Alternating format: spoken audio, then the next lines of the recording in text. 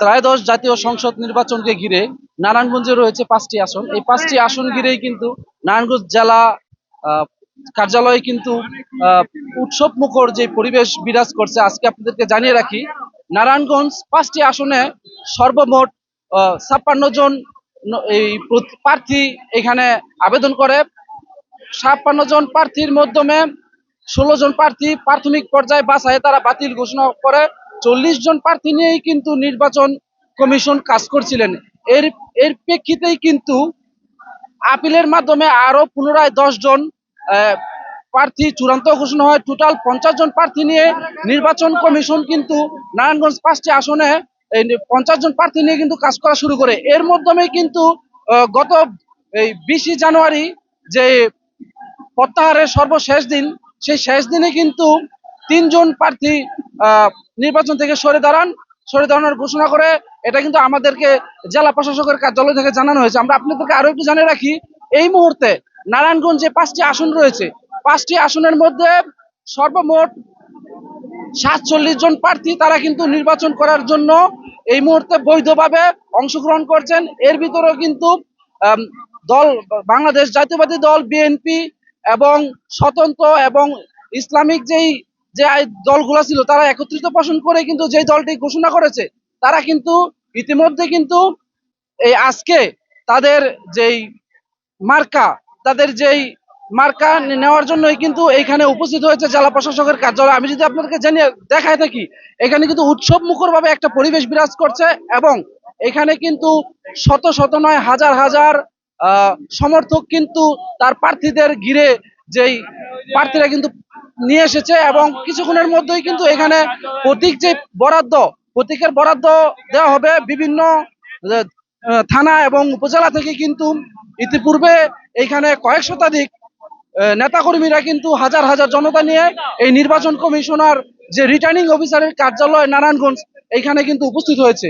আপনাদেরকে আমরা দেখানোর চেষ্টা করব যে এইখানে যে 47 জন প্রতিনিধি নারায়ণগঞ্জ 5টি আসনে তারা প্রতিদ্বন্দ্বিতা করবে। এর ভিতরে নারায়ণগঞ্জ 1 রয়েছে, নারায়ণগঞ্জ 2, নারায়ণগঞ্জ 3 এবং নারায়ণগঞ্জ 4 এবং নারায়ণগঞ্জ 5টি আসনকে ঘিরেই কিন্তু এই নারায়ণগঞ্জ জেলা যেই রিটার্নিং অফিসারের কার্যালয়, এখানে কিন্তু শত শত মানুষের উপস্থিতি রয়েছে এবং আপনাদের একটু দেখানোর চেষ্টা করব।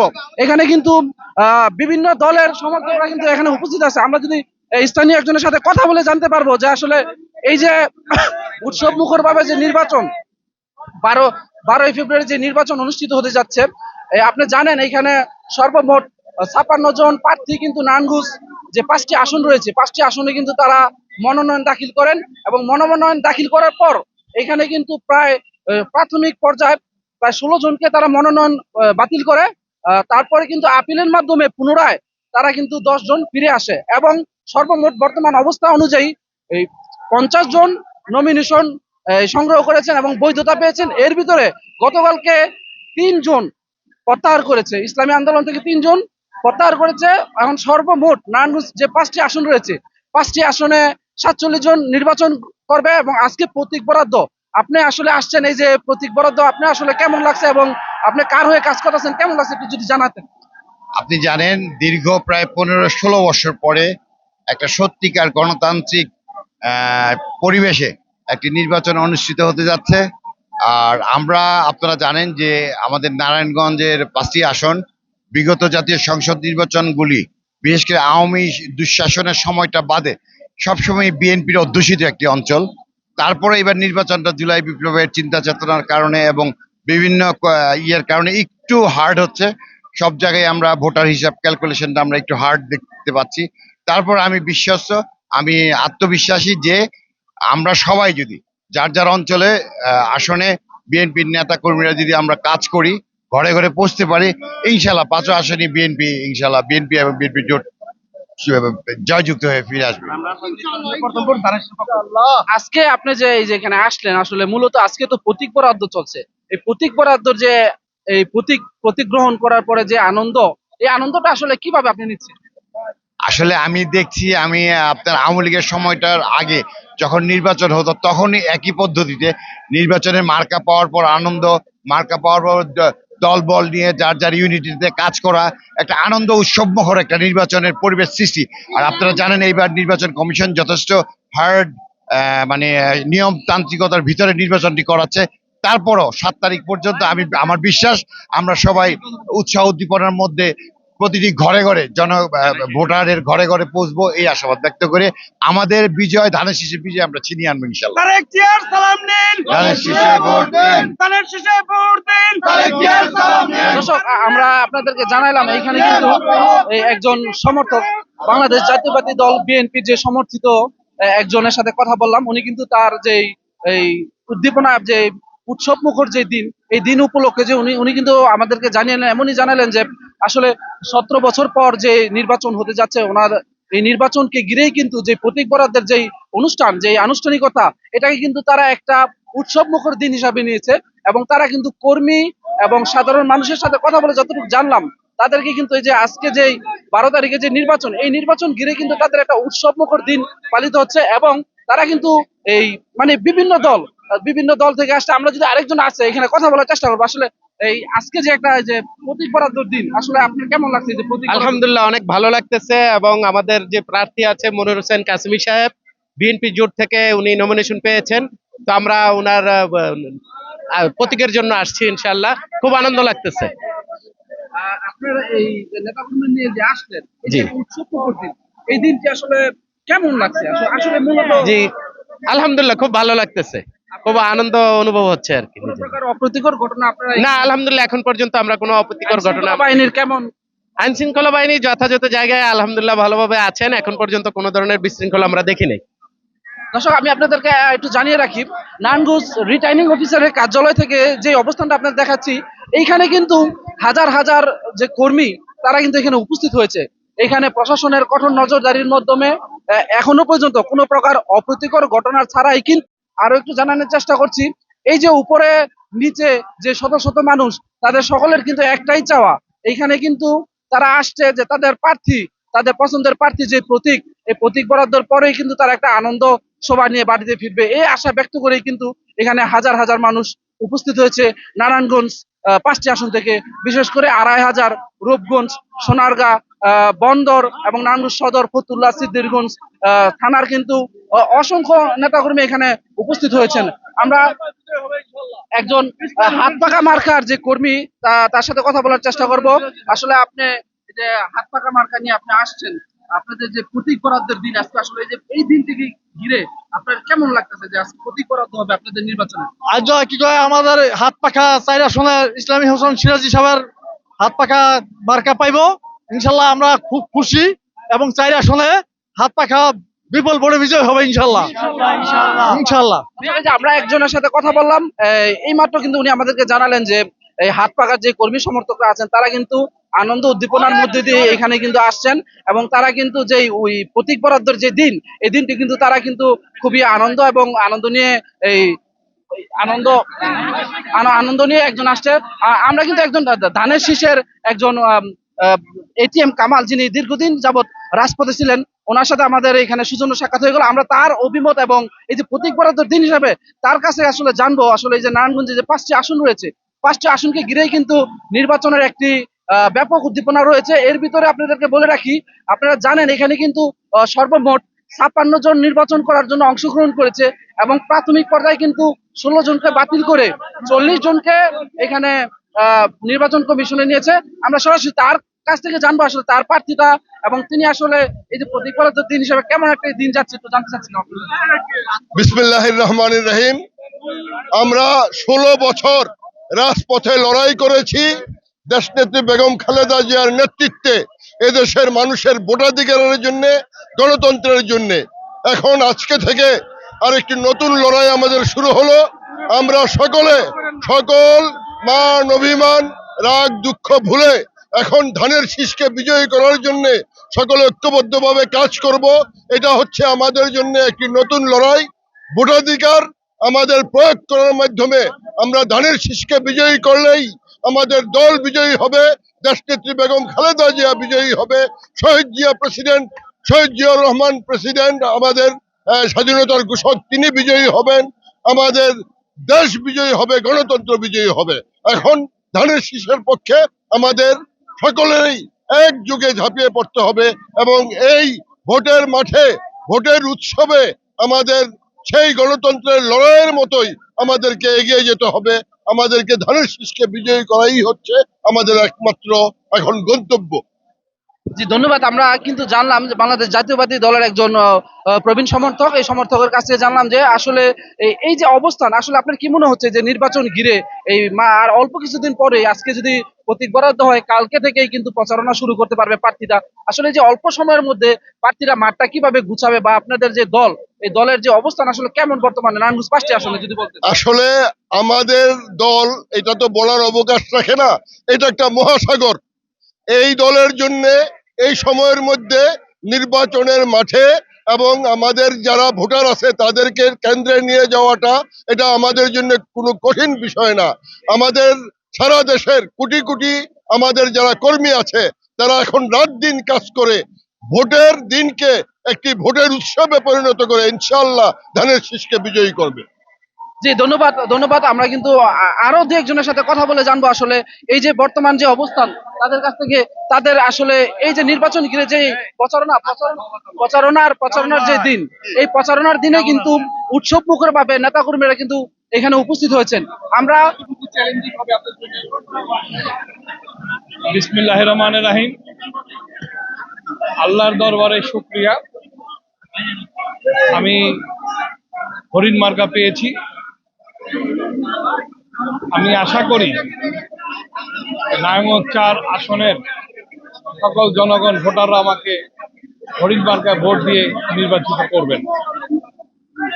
আমি নির্বাচনটাকে চ্যালেঞ্জ হিসাবে বলবো না, আমি বলবো যে আমার অগাধ বিশ্বাস, জনগণের প্রতি বিশ্বাস, আমার ভালোবাসা। আল্লাহর রহমতে যদি প্রশাসন সম্পূর্ণ নিরপেক্ষ থাকে তাহলে জনগণ আমাকে ইনশাল্লাহ ভোট দিবেন। আমি একজন নিজেকে ক্লিন ইমেজের লোক হিসাবে দাবি করি।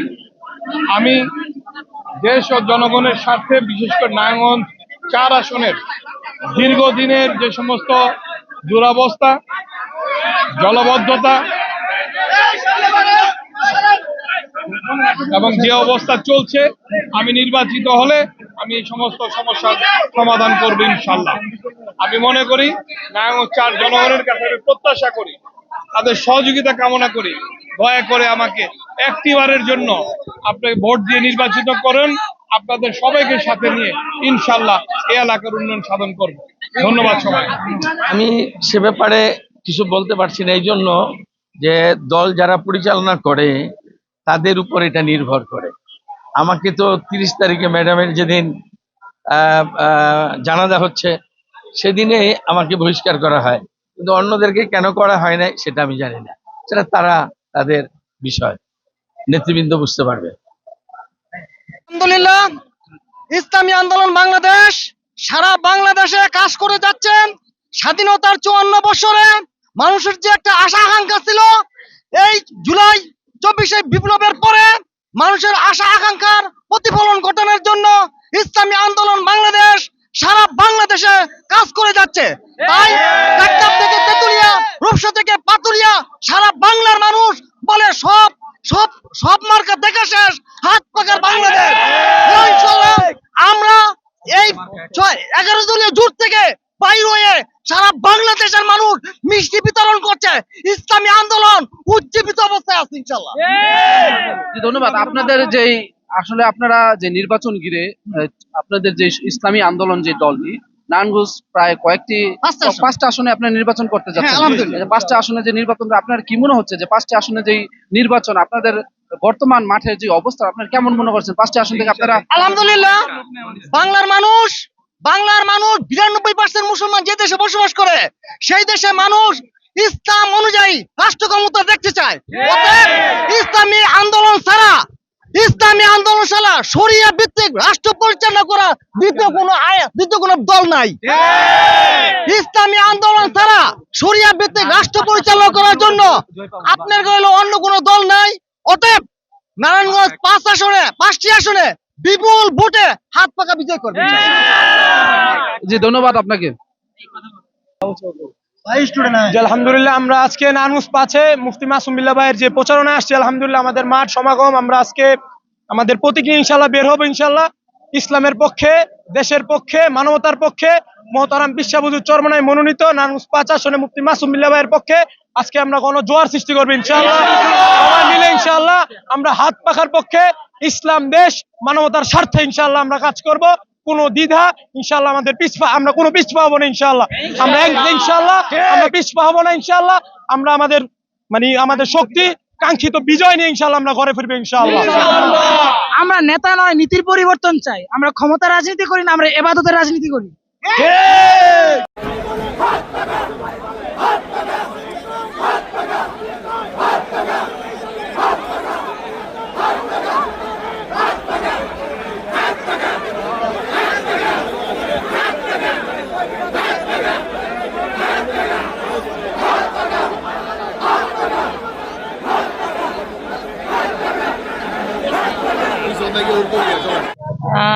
ধন্যবাদ আপনাকে। আসসালামু আলাইকুম। আজকে এই প্রতীক আমরা পেয়েছি আলহামদুলিল্লাহ। আর আমাদের প্রতীক হচ্ছে ফুটবল আলহামদুলিল্লাহ। আর আমার নারায়ণগঞ্জ 5-এর সর্বস্তরের সবাইকে আমি জানাচ্ছি আন্তরিক সালাম, দোয়া ও ভালোবাসা। আমরা আশা করব নারায়ণগঞ্জ 5 থেকে যে স্বতন্ত্র প্রার্থী মাকসুদ হোসেন, ওনার জন্য সবাই দোয়া করবেন এবং আমাদের পাশে থাকবেন, আমাদেরকে সহযোগিতা করবেন। আমরা আগামী দিনে নারায়ণগঞ্জ 5-কে আধুনিক নারায়ণগঞ্জ করে গড়ে তুলবো ইনশাল্লাহ। আসলে হেভিওয়েট যারা আছে, বা এটা সবাই হতে পারে হেভিওয়েট, ঠিক আছে? এটা যার যার মতো সে কাজ করবে, তার ফল সে পাবে। এখন আল্লাহ যাকে কবুল করবে সেই নারায়ণগঞ্জ 5-এর প্রার্থী বা নির্বাচিত হবে। আর আমরা এগিয়েছি এভাবে যে উনি 3বারের চেয়ারম্যান এবং গত উপজেলা চেয়ারম্যান ছিলেন, সেটা তো সরকারিভাবে বাদ হয়েছে।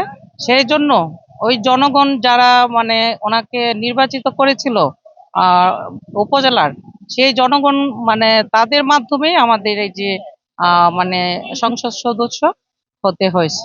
তাদের সাদর সম্ভাষণে, তাদের ইচ্ছায় আমরা এই যে সংসদ নির্বাচনে প্রার্থী হয়েছি।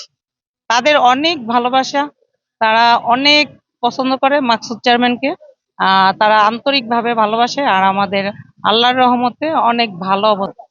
এখন যে যার অবস্থান ভালো বলবে, এখন এটা তো একমাত্র উপরওয়ালা নির্ধারণ করবে যে কে হবে। আসলে যে হবে তাকেই আমরা শুভেচ্ছা জানাই। ঠিক আছে, এই যে দল কোনো ভয় সমস্যা ভীতি আছে হচ্ছে নাকি? না, তবে ভালো আছে। আর নারায়ণগঞ্জ খুবই একটা ভালো অবস্থানে আছে, পরিবেশ খুবই ভালো। আশা করি আগামী দিনগুলো এরকম ভালোভাবেই যাবে। প্রশাসনিক কেমন সহযোগিতা পাচ্ছে? হ্যাঁ, এটা খুবই ভালো পাচ্ছি, কারণ প্রশাসন থেকে যেটা আসে সেটা কথা হচ্ছে যে আমরা সবার, এটা দল কি আর দলের বাইরে কি, সবাই তো মানুষ, তাই না? ধন্যবাদ। ধন্যবাদ আপনাকে। পরিকল্পনা অনেক আছে, তবে আল্লাহ যদি কবুল করে আমরা নির্বাচিত হই, তখন হয়তো জনগণ বুঝতে পারবে। কিন্তু আগে থেকে অনেক কিছু বলতে চাই না। আমাদের হলো কথা কম, কাজ বেশি।